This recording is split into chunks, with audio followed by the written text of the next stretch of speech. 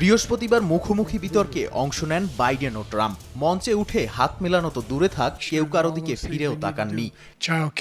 বিতর্কের এক পর্যায়ে বাইডেন বিভিন্ন অপরাধের অভিযোগে ট্রাম্পের বিরুদ্ধে যে একাধিক মামলা রয়েছে সে প্রসঙ্গ টানেন।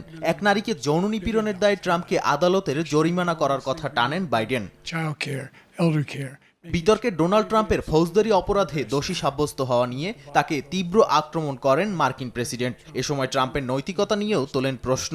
সরাসরি ট্রাম্পকে অপরাধী হিসেবে উল্লেখ করেন বাইডেন। এ প্রসঙ্গে তিনি আরো বলেন, ট্রাম্প এক পর্ন তারকার সঙ্গে যৌন সম্পর্ক করেন, অথচ তখন ঘরে তার স্ত্রী গর্ভবতী ছিলেন। অবশ্য ট্রাম্প আগে থেকেই পর্ন তারকার সঙ্গে যৌন সম্পর্কের কথা অস্বীকার করে আসছেন।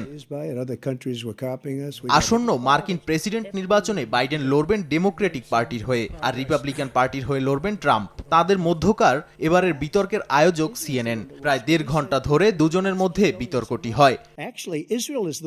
নাদিম মারজান, সময় সংবাদ।